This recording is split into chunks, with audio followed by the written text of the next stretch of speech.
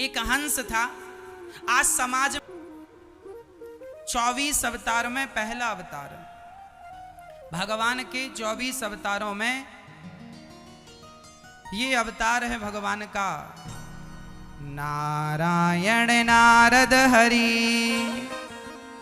कपिल देव श्री राम, हंस हयग्रीव मोहिनी दत्तात्रेय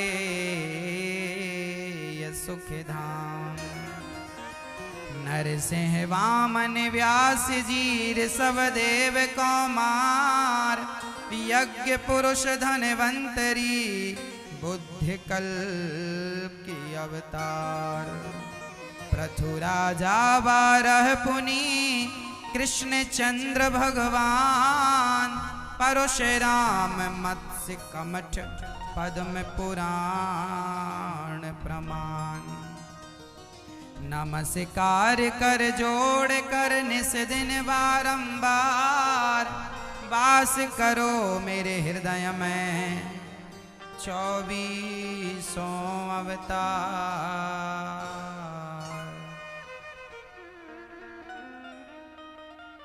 ये 24 अवतार भगवान के कल्याणकारी हैं।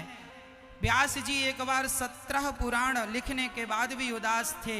तब नारद जी पहुंच गए। क्यों उदास हैं? कहा मैंने 17 पुराण लिख दिया पर मन को शांति नहीं। तब नारद जी ने कहा आपने अभी तक ऐसा कोई ग्रंथ नहीं लिखा, ऐसा कोई पुराण नहीं लिखा जिससे आपको शांति मिल जाए। ऐसी कथा लिखिए, ऐसी बात सुनाइए जिसमें भगवान की दीवानगी हो। हाँ, भगवान की दीवानगी। नारद जी ने कहा आपने ज्ञान मार्ग का वर्णन किया है, आपने भक्ति मार्ग को प्रशस्त नहीं किया, इसलिए ऐसी कथा सुनाओ जो हम सबको दीवाना। एक बार अर्जुन ने एक सपना देखा। सुनिएगा, आपके लिए बोल रहा हूं। एक बार अर्जुन ने एक सपना देखा। सपने में उन्होंने देखा जो वह सवेरे कृष्ण को सुनाया। श्याम सुंदर से कहा प्रभु आज मैंने एक सपना देखा है। हाँ हाँ बताओ अर्जुन ने कहा श्याम सुंदर आज मैंने सपना देखा है कि एक गाय ने बच्चे को जन्म दिया और गाय ने बच्चे को इतना चाटा। गाय चाटती है ना बच्चे को जब जन्म देती है, तो एक गाय ने बच्चे को इतना चाटा कि उसके शरीर से चाट कर वह चाटती ही जा रही है। बच्चे उस बछड़े के शरीर से रक्त गिरने लगा, चमड़ी छिलने। गाय की जिह्वा जरा चिकनी नहीं होती, चाटती है ना तो आपको 2-4 बार चाट देगी तो लाल पड़ जाएगा एक ही जगह पर। बछड़े को चाट रही है बार बार तो वो लाल पड़ गया, उसके शरीर से रक्त गिरने लगा। अर्जुन ने कहा आज मैंने ये सपना देखा है कि गाय ने बछड़े को चाट के इतना चाटा कि उसका शरीर लहू लुहान कर दिया। भगवान मुस्कुराए बोले अर्जुन ये आने वाले युग का तुमने सपना देख लिया। आज क्या संकेत है सपने का? तब भगवान श्री कृष्ण ने कहा अर्जुन आने वाले कलयुग में माँ बाप ऐसे ही होंगे, बच्चों से इतना प्यार करेंगे कि माँ बाप का प्यार ही बच्चों को बिगाड़ देगा, अर्थात उनका प्यार ही उनका नाश कर देगा। क्या अर्थ है? नहीं समझ में आया? समझाता हूं। आपका बेटा गलती करता है लेकिन आप उसे डांटते नहीं हैं, उसे समझाते नहीं हैं, भूल जाते हैं, इग्नोर कर देते हैं। गलती किया और आपने इग्नोर किया, कल फिर बड़ी गलती करेगा, फिर इग्नोर करो उससे बड़ी। यदि डांटा ना जाए, समझाया ना जाए तो वह गलती करता बड़ी गलती करेगा। दुर्योधन ने गलती की, भरी सभा में द्रौपदी की साड़ी खींची, दुशासन से खिंचवाई। क्या धृतराष्ट्र वहां पर नहीं थे? मौजूद थे। कोई आज का बाप होता ना तो अपने बेटे को उठाकर गाल पर 4 थप्पड़ लगाता, लेकिन धृतराष्ट्र कैसे बाप थे कि अपनी औलाद से एक महिला की साड़ी खिंचवा रहे थे और चुपचाप। ऐसी औलाद की तुम बाप हो। धृतराष्ट्र केवल आंखों से अंधे नहीं थे, अंदर जो ज्ञान था उससे भी फ्यूज थे। अंदर की भी ज्ञान की आंखें मर चुकी थी, कुछ नहीं था। ऐसा बाप ना ही हो जो अंधा हो, ऐसा धृतराष्ट्र जैसा, ऐसे बाप से तो ना बाप का अच्छा, और ऐसे बेटे से तो ना बेटे का अच्छा। बेटा भी ऐसा ना हो जैसा दुर्योधन था, और बाप भी भगवान धृतराष्ट्र जैसा किसी को ना दे, और बेटा भी भगवान दुर्योधन जैसा। ये बाप बेटे दोनों ही समाज के लिए खतरनाक हैं। ये दोनों बाप बेटों की गलती के कारण महाभारत हुआ। यदि ये बाप बेटे समझ जाते तो महाभारत में लाखों की निर्दोष जनता ना मारी जाती। चाहते तो लाखों की हत्या बचा सकते थे, ये दो में से कोई एक, लेकिन दोनों ही मूर्ख थे, दोनों ही समझने को तैयार। और एक तीसरी और गांधारी माता, वो भी पट्टी, वो भी कम नहीं, वो भी पट्टी बांधे बैठी है। मैं तो देखूंगी नहीं, द्रौपदी की साड़ी खींच रही है, खींचती जाए, मैं तो पट्टी बांधे बैठी हूं। समाज में जब गांधारी जैसी स्त्रियां आंखों में पट्टी बांध लेती हैं और पितामह जैसे, भीष्म जैसे लोग चुप्पी साध लेते हैं, तब द्रौपदी जैसी स्त्रियों की लाज लुट जाया करती है। यही है कलयुग। पितामह भीष्म जैसे लोग चुप बैठे हैं। अरे पितामह भीष्म ही उठाकर दो चार थप्पड़ जड़ दिए होते और दुर्योधन का बहिष्कार कर दिए होते तो भी काम बन जाता, लेकिन गलत के खिलाफ कोई आवाज नहीं उठाता, इसलिए गलतियां होती हैं। सहोगे कब तक सहोगे? इसलिए कहा करता हूं, गलत ना सहना, बर्दाश्त करने की भी एक क्षमता होती है। पांडवों ने उतना ही बर्दाश्त किया जितनी क्षमता थी। जब क्षमता से ज्यादा अत्याचार हुआ तो महाभारत खड़ा हो गया, महाभारत खड़ा हो गया। आदमी की एक क्षमता है, वो कितना सह सकता है, कितना बर्दाश्त कर सकता है। उससे ज्यादा परेशान करोगे तो परिणाम वैसा होगा जैसे महाभारत। अपने बच्चों के पालन पोषण में सावधान हो जाना, जरा अपना निरीक्षण करना, आत्म मंथन करना, अपने आप को देखना कि कहीं आप धृतराष्ट्र तो नहीं बनते जा रहे हैं, कहीं आपको भी तो पुत्र मोह नहीं है। कई माँ बाप के बच्चे गलत होते हैं, फिर भी आप गलत बच्चों का पक्ष लेते हैं। तुम्हारा बेटा गलत है तो कहते क्यों नहीं हो कि गलत है? मारते क्यों नहीं हो उसको? डांटते क्यों नहीं हो? गलत है तो गलत है, चाहे तुम्हारा हो चाहे हमारा, वह गलत मतलब गलत। एक दुर्योधन को फांसी पर लटका देते ना तो धृतराष्ट्र का सारा राज्य जो नष्ट हो गया वह नष्ट ना होता। दुर्योधन के साथ जो 100 भाई 99 भाई और मारे गए, कहते हैं गेहूं के साथ घुन भी पिसता है। कहावत है, गेहूं के साथ घुन पिसता है। दुर्योधन के साथ 99 भैया और निर्दोष पिस गए। एक की गलती की सजा सबको मिल गई। गलत ना होने देना, गलत ना करना। ये महाभारत का जो युद्ध है ये हम सभी के लिए सबक है। तुम गलती ना करना, नहीं तुम्हारे घर भी ऐसी महाभारत होगा। सही निर्णय लेना सीखो, सही डिसीजन लेना सीखो। भाई को भाई से कैसा व्यवहार करना है। अर्जुन और भीम और नकुल और सहदेव और युधिष्ठिर, ये 5 भाई थे, इनमें कभी फूट नहीं पड़ी। तुम आपस में मत लड़ना। यदि तुम एक हो तो तुम सबसे जीत जाओगे, और तुम ही फूट गए तो तुम फिर कभी किसी से जीत नहीं पाओगे। यदि ये भारत में यदि सारे लोग संगठित रहने लग जाए, ब्राह्मण क्षत्रिय वैश्य शूद्र, तुम 4 भाई हो। महाभारत में वो 5 भाई थे, भारत में तुम 4 भाई हो, ब्राह्मण क्षत्रिय वैश्य शूद्र। यदि तुम चारों संगठित रहो तो क्या ताकत थी मुगलों की, क्या ताकत थी अंग्रेजों की कि तुम्हारे देश पर आंख उठाकर देख सकें। लेकिन तुम आपस में बट गए, इसलिए वो आ गए और तुम पर गुलामी, तुम्हें गुलाम बनाकर तुम पर हुकूमत करके चले गए। क्या मजाल थी किसी की कोई आ जाए? लेकिन तुम लड़ना सीखे हो, तुम लड़ते हो। मैं ब्राह्मण हूं, मैं क्षत्रिय हूं, मैं वैश्य हूं, मैं शूद्र हूं। यदि तुम ऐसे ही लड़ते गए तो एक दिन तुम्हारे देश में फिर किसी ना किसी की हुकूमत होगी, किसी ना किसी का कब्जा होगा। इसलिए मेरे देशवासियों, संगठित रहना सीखो।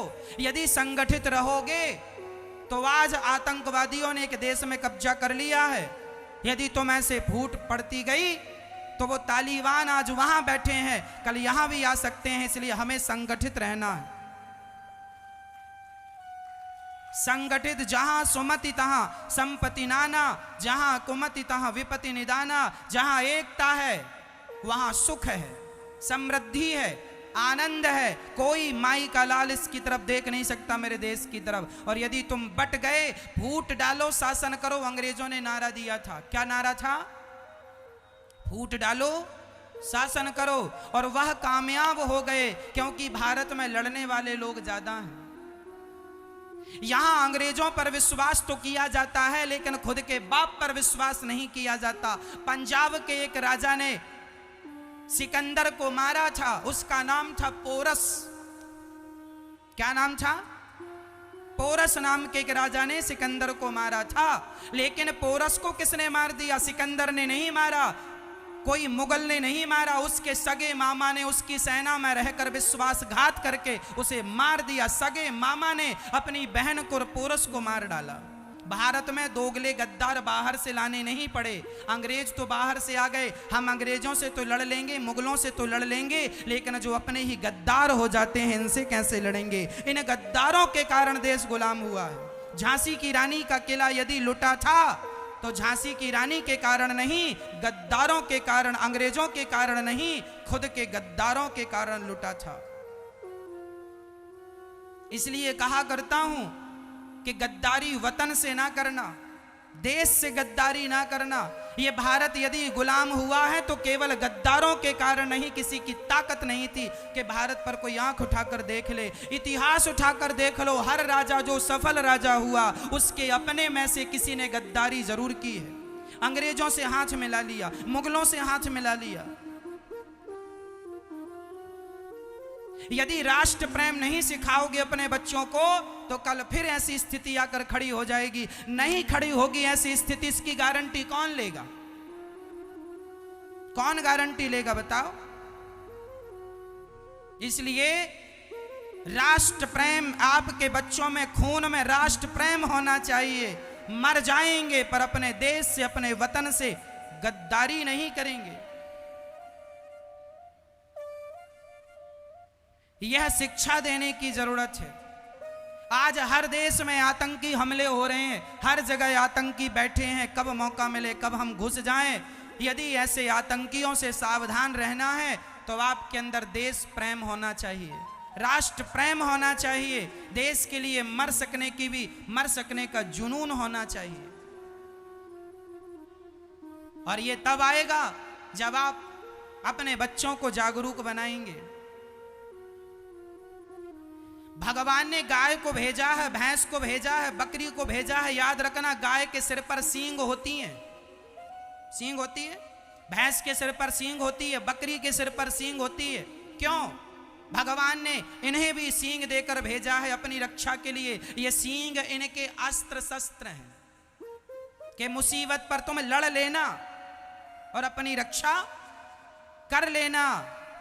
भगवान ने पशु पक्षियों को भी सींग दे दिए।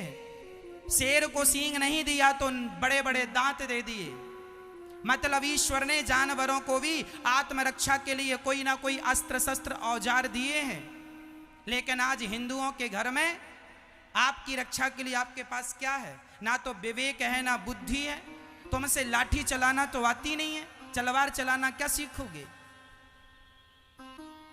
इसलिए हम कहा करते हैं, आप अपने बच्चों को केवल पीएचडी मत कराओ, आप अपने बच्चों को तलवार चलाना और लाठी चलाना भी सिखाओ, ताकि मुसीबत पर वह अपनी रक्षा तो कर सकें। मरने से अच्छा है मैं 4 को मार कर मरूं। अफगानिस्तान के वो प्रधानमंत्री, देश छोड़ के राष्ट्रपति जो भी है, भाग गए ना। ऐसा नहीं होता। देश पर संकट आए तो भागना नहीं है, मरना तो भागने से अच्छा मर जाओ अपने देश के लिए। और मरने से पहले 20 को मारो, जिन मोहि मारा ते मैं मारे। हनुमान जी लंका गए, रावण ने पूछा क्यों हमारे लोगों को तुमने मारा क्यों? हनुमान जी ने कहा हमने किसी को नहीं मारा, जिन लोगों ने हमें मारा उनको हमने मारा। हम किसी को मारते नहीं हैं, हम किसी को छेड़ते नहीं हैं, पर हमें कोई छेड़े तो छोड़ते भी नहीं है। ऐसी पॉलिसी हमें लेके चलनी चाहिए, ऐसी विचारधारा हमारी होनी चाहिए। अपनी बेटियों को लाठी चलाना सिखाना ताकि कल कोई छोरा उसे परेशान ना करे कल गली मोहल्ले रास्ते में। तुम्हारी बेटियां तो कॉकरोच से भी डर जाती हैं। कॉकरोच आ गया, मम्मी मम्मी कॉकरोच आ गया, ये कॉकरोच से डरती हैं, पता नहीं ये क्या करेंगी। अरे आप अपनी बेटियों को, कहां गई वो छत्राणी, वो झांसी वाली रानी? सिंहासन हिल उठे राजवंशों ने भ्रकुटी तानी थी, बूढ़े भारत में भी आई फिर से नई जवानी थी, खूब लड़ी मर्दानी वो तो झांसी वाली रानी थी। कहां गई वो बेटियां? आज कॉकरोच से डरती है, वो अंग्रेजों को धूल चखा रही थी, चटा रही थी। कहां गई वो बेटियां? उन बेटियों से देश चलता है, कॉकरोच से डरने वाली बेटियों से देश नहीं चलेगा। तुम अपने आप को देख लो कि तुम कहां हो, किस स्थिति में हो। चलो दूसरों की रक्षा ना करो तो ना करो, खुद की तो कर लो। जो खुद की रक्षा ना कर सके वह आदमी मरा है। तुम मरे हुए हो, यदि तुम अपनी रक्षा करना नहीं जानते तो भगवान ना करे कल देश में संकट आया तो तुम अपनी रक्षा कर लोगे। इसलिए देश में यह भी शिक्षा का एक अंग होना चाहिए, आत्मरक्षा। क्या जब प्यास लगेगी तभी कुआं खोदोगे, जब मुसीबत आएगी तब लाठियां उठाओगे? यदि हम अभी से अपने आप को तैयार करें तो बुराई क्या है? इसलिए हमें तैयार रहना होगा। हमें देश के लिए, परिवार के लिए, समाज के लिए सदा तैयार रहना होगा। महाभारत का युद्ध कुछ लोगों की गलतियों से हुआ। मैं चाहता हूं इतिहास के पन्नों में आपके परिवार और आपके घर में वह गलतियां ना दोहराई जाएं। दो गलतियां, गांधारी जैसी माताएं पट्टी बांधकर बैठी हैं। कई बार तुम्हारी बहू पर अत्याचार होता है और सासू मां गांधारी बन जाती है। क्यों नहीं तुम बहू का पक्ष लेती हो? तुम्हारा बेटा उस पर अत्याचार करता है पर तुम बोलती नहीं हो, इसलिए क्योंकि वह तुम्हारा बेटा है, और उस पर तुम इसलिए नहीं बोलती क्योंकि वो तुम्हारी बहू है। ऐसी सास गांधारी है। इसलिए न्याय सबको मिलना चाहिए। और महाभारत का युद्ध हो गया, दुर्योधन की जंघा टूट गई। भीम भैया ने गदा के प्रहार से तोड़ डाली जंघा, और जब जंघा टूटी तो श्री बलदाऊ भैया आ गए, और बलदाऊ भैया ने कहा यह गलत है भीम, क्या दुर्योधन की जंघा पे गदा मारना चाहिए था? भगवान श्री कृष्ण बोले बलराम जी, दाऊ भैया आप तब कहां थे? ये दुर्योधन कह रहा था द्रौपदी को आजा मेरी जंघा पर बैठ जा। जब इसकी साड़ी खिंच रही थी द्रौपदी की, तब कह रहा था मेरी जंघा पर बैठ जा। ये वही दुर्योधन है जो भरी सभा में किसी नारी की लाज लूट लेता है। इसकी हत्या तो होनी ही चाहिए। तो बलराम जी ने कहा युद्ध में गदा नियम का नियम होता है, गदा को जंघा के नीचे नहीं मारते। तो फिर इसे गदा जंघा के नीचे क्यों मारा, अर्थात जंघा पर क्यों मारा? तब भगवान श्री कृष्ण ने कहा कि जब ये भरी सभा में द्रौपदी का अपमान कर रहा था, साड़ी उतार रहा था, तब क्या इसे धर्म का ज्ञान था? क्या किसी नारी का अपमान सभा में कर देना क्या ये धर्म था? यदि इसने धर्म का ध्यान नहीं रखा तो केवल भीम भैया की बस जिम्मेदारी है कि वो धर्म का पाठ पढ़ें और धर्म का आचरण करें। तुम धर्म का आचरण ना करो तो क्या हम धर्म का आचरण करेंगे? इसलिए धर्म एक के लिए नहीं होता, धर्म दोनों के लिए होता है। यदि तुमने धर्म का पालन किया होता तो तुम्हारी मृत्यु भी धर्ममय होती, पर तुमने अधर्म किया है तो अधर्मी को अधर्म से मार देना ही धर्म है। अधर्मी को अधर्म से मार देना ही धर्म है। मार दिया ऐसे दुर्योधन। ये इतिहास के पन्ने भरे पड़े हैं उदाहरणों से। इसलिए तुम गलती ना करना, कहीं से कहीं तक तुम शास्त्रों का ज्ञान रखो। जब जंघा टूट गई, पांचों पांडव जश्न मना रहे हैं जीत का, तभी गुरु द्रोणाचार्य का बेटा अश्वत्थामा आया अर्जुन के दुर्योधन के पास। मित्र बताओ आपकी आखिरी इच्छा क्या है? अर्जुन ने कहा, दुर्योधन ने कहा मेरी आखिरी इच्छा है कि मैं पांडवों को मरा हुआ देखना चाहता हूं। चल पड़ा पांडवों को मारने। शायद अश्वत्थामा भूल रहे हैं कि पांडवों के रक्षक तो भगवान श्री कृष्ण हैं।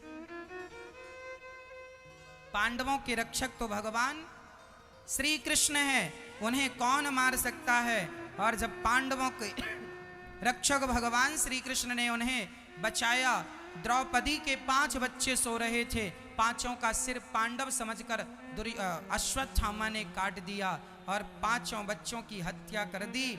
सवेरे द्रौपदी ने देखा, दुर्योधन ने देखा, पांडव नहीं ये पांडव पुत्र हैं। उसी समय दुर्योधन मारा गया और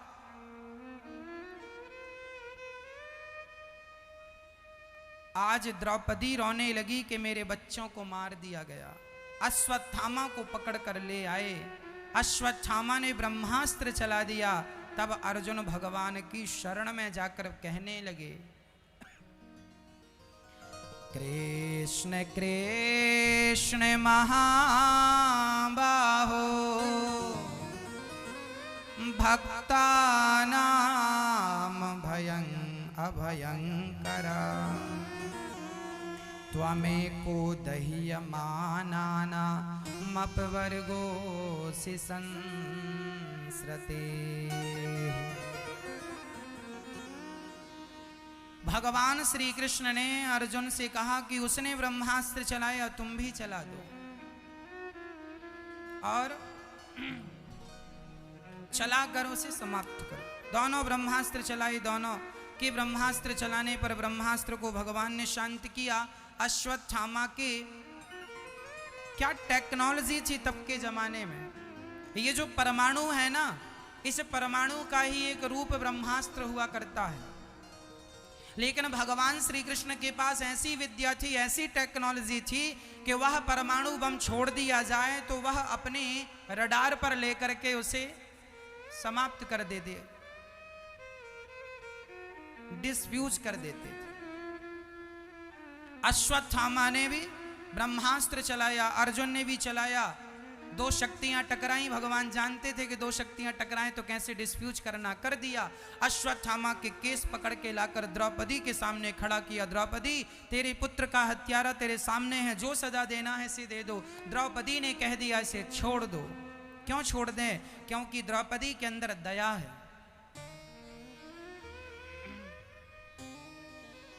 क्या है? दया धर्म का मूल है, पाप मूल अभिमान। तुलसी दया न छोड़िए, जब तक घट में प्राण। हमें दया कभी नहीं छोड़नी चाहिए, किसी भी हाल में हमें दया नहीं छोड़नी चाहिए। दया धर्म का मूल है। दया नहीं करेंगे तो काम नहीं बनेगा।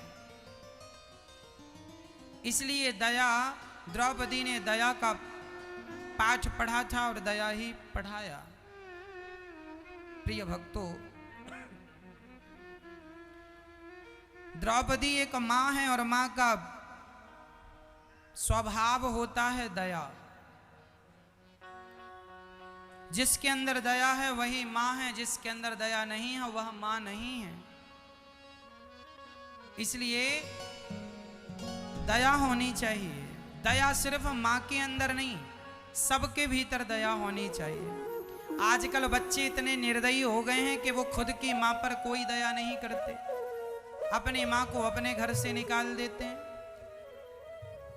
अच्छा भैया, मुझे ये बताओ, आप लोग जो यहां बैठे हैं, ये बताओ, आपने अपनी मां के चरण दबाए? आखिरी बार अपनी मां के पांव कब दबाए आपने, मुझे बताओ, कब दबाए? नहीं। मां के पांव दबाया करो, मां की सेवा किया करो। इस धरती पे भगवान किसी और रूप में नहीं मिलेंगे, मिलेंगे जब तो माँ के रूप में ही तुम्हें भगवान मिल जाएंगे। यह भगवान ही माँ बनकर तुम्हारे पास है, माँ भगवान ही